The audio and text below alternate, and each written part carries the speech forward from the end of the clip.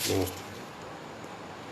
आज हम BA part third economics के पेपर सेकंड मैथमेटिकल इकोनॉमिक्स के बारे में चर्चा करेंगे। इसके अंदर हम आय एवं आराम वक्र के बारे में बात करेंगे। आय आराम वक्र, यह वक्र कार्य करने से प्राप्त आय एवं आराम के मध्य के विभिन्न संयोगों को दर्शाता है। इस चित्र में दिखाया गया है कि चित्र में वर्टिकल एक्सिस पर आय एवं हॉरिजॉन्टल एक्सिस पर आराम को दर्शाया गया है, यानी ओ एक्स अक्ष पर आराम एवं ओ वाई अक्ष पर आय को दिखाया गया है। एक श्रमिक को प्रतिदिन जो अधिकतम समय कार्य करने के लिए उपलब्ध है वह कुल 24 घंटे है, जैसे अपने ओ जेड मान लिया है। एम जेड रेखा आय आराम रेखा है, जो बताती है कि निश्चित मात्रा में आय प्राप्त करने के लिए उपभोक्ता या श्रमिक को कितनी मात्रा में आराम का त्याग करना पड़ता है। चित्र में ए बिंदु पर उपभोक्ता को OM1 आय प्राप्त हो रही है एवं BZ घंटे उसे कार्य करना पड़ता है। इस BZ घंटे को निकालने के लिए हम OZ कुल समय उपलब्ध जो है उसमें आराम की मात्रा OB को यदि हम माइनस कर दें तो हमें BZ कार्य के घंटे प्राप्त हो जाते हैं।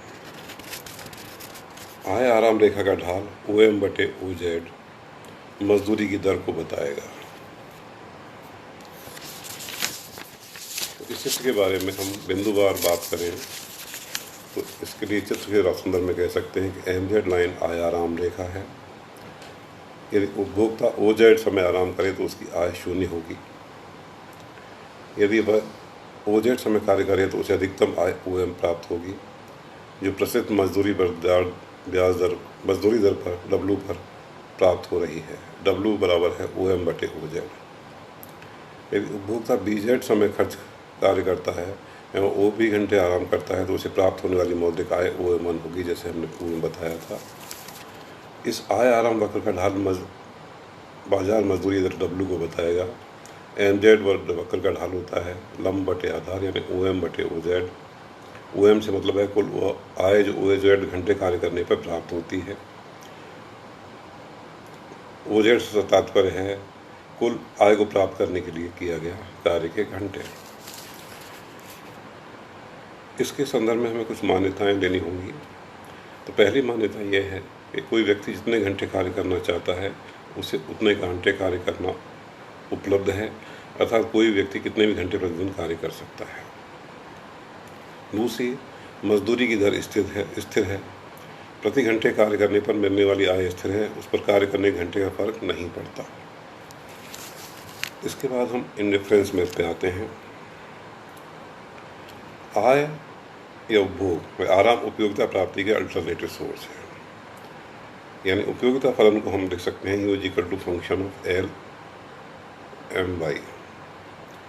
उपभोक्ता आय से भी संतुष्टि प्राप्त कर सकता है और आराम से भी संतुष्टि प्राप्त कर सकता है। इन दोनों के मध्य प्रेफरेंस पैटर्न अधिमान वक्र के माध्यम से दर्शाए जा सकते हैं, जो कि चित्र में दिखाए गए हैं। चित्र में 3 अधिमान वक्र बताए गए हैं, फर्स्ट, सेकंड और थर्ड। आय व आराम के विभिन्न संयोगों जिस पर उपभोक्ता को समान उपयोगिता समान संतुष्टि प्राप्त होती है, आय आराम उदासीनता वक्र कहते हैं। अर्थात एक उदासीनता वक्र पर आय आराम उदासीनता वक्र में एक उपभोक्ता को समान संतुष्टि प्राप्त होती है। इसमें परंपरागत उदासीनता वक्र की सभी विशेषताएं पाई जाती हैं। फर्स्ट आय व आराम उदासीनता वक्र को यदि हम देखें, उसके F बिंदु पर उपभोक्ता OM आराम कर रहा है और उसे OC आय प्राप्त हो रही है। इसी प्रकार से H बिंदु पर OA आराम प्राप्त हो रहा है और OD आय प्राप्त हो रही है। अर्थात उसे आय यदि अधिक प्राप्त करनी है तो उसे हमें आराम की मात्रा को कम करना होगा। सेकंड उदासीनता वक्र पर OB आराम प्राप्त करने पर BG आय प्राप्त हो रही है। अर्थात फर्स्ट की तुलना में सेकंड पर आय की मात्रा अधिक है। अतः इस आधार पर हम कह सकते हैं कि फर्स्ट इंडिफरेंस कर्व की तुलना में सेकंड इंडिफरेंस कर्व पर संतुष्टि की मात्रा अधिक है। अब उपभोक्ता का संतुलन किस बिंदु पर होगा? एक उपभोक्ता को अधिकतम संतुष्टि उस बिंदु पर प्राप्त होगी जहां उसकी आय आराम वक्र उच्चतम संभावित ट्रेड ऑफ कर्व को स्पर्श कर रहा हो, अर्थात जहाँ दोनों का ढाल समान हो। यानी उदासीनता वक्र और आराम रेखा है, जहाँ स्पर्श करती है उदासीनता वक्र को, वहाँ पर उपभोक्ता को अधिकतम संतुष्टि प्राप्त हो जाती है और वही उपभोक्ता संतुलन कहलाता है। चित्र में ई पॉइंट पर उपभोक्ता को अधिकतम संतुष्टि प्राप्त हो रही है। यहाँ उपभोक्ता OL1 आराम में OM1 आय प्राप्त कर रहा है। मजदूरी की दर OM/OZ है, यानी W है। यदि फर्म अधिक कार्य कराना चाहती है तो उसे मजदूर को प्रचलित मजदूरी दर W से अधिक मजदूरी देनी होगी, ताकि मजदूर अपने आराम को कम कर सके, अर्थात मजदूरी को काम के घंटे बढ़ाने होंगे। मजदूर को कार्य घंटे बढ़ाने के लिए उसे मजदूरी वृद्धि का इंसेंटिव देना होगा ओवर टाइम के रूप में। मानो नई इनकम लेजर लाइन का ढाल अधिक होगा, मजदूरी अधिक होने के कारण यह लाइन ई पॉइंट पर लेफ्ट में खींचनी होगी, जो इस चित्र में GE की सहायता से बताई गई है। यह EG रेखा ऊंचे तटस्थ वक्र को, यानी IC2 वक्र को F बिंदु पर स्पर्श करती है। मजदूर को OL2 आराम में OM2 आय प्राप्त हो रही है, अर्थात मजदूर को अपने आराम में L1 L2 कमी करनी होगी एवं कार्य के घंटे बढ़ाने होंगे, तभी उसे अधिक आय OM2 प्राप्त हो सकती है। यानी उसे आराम की कमी L1 L2 मात्रा में करनी होगी और आय में वृद्धि उसकी M1 से M2 हो जाएगी। इसके बाद हम श्रम का पूर्ति वक्र देखते हैं। श्रम का पूर्ति वक्र देखने के लिए हमें दो चित्र की सहायता से इसको समझाते हैं। इसमें हमने दो पैनल बनाए हैं, A और B। A पैनल के अंदर OX अक्ष पर आय रखी गई है और OY अक्ष पर आराम और कार्य को रखा गया है। B पैनल में OY अक्ष पर वेज रेट रखी गई है और OX अक्ष पर आराम और कार्य को ही दर्शाया गया है। अब A पैनल से अपन शुरू करते हैं। माना प्रारंभिक मजदूरी दर W है, जो OM/OZ से प्रदर्शित हो रही है।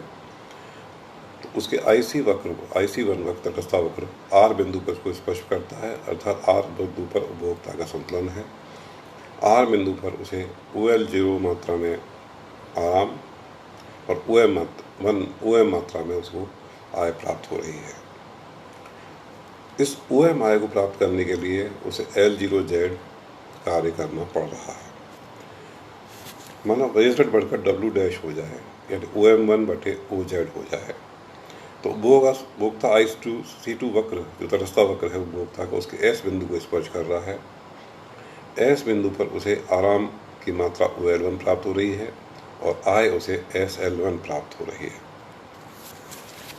ये S और R बिंदु के जो पॉइंट हैं, उनको यदि B पैनल में प्लॉट किया जाए तो प्रारंभिक अपन R बिंदु को यदि प्लॉट करना चाहें तो उसके समकक्ष हमें जो मजदूरी दर है OM/OZ है, जो दिखाई गई है W0 से OM/OZ R बिंदु।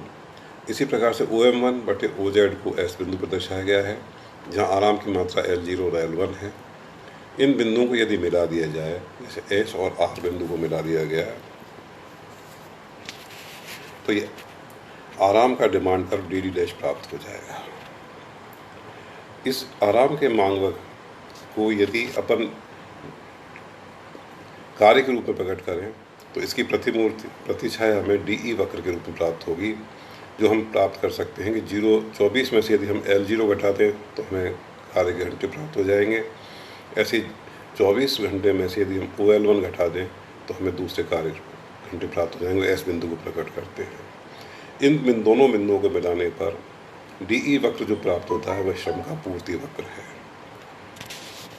जो श्रम के मांग वक्र DD' की प्रतिछाया है। धन्यवाद।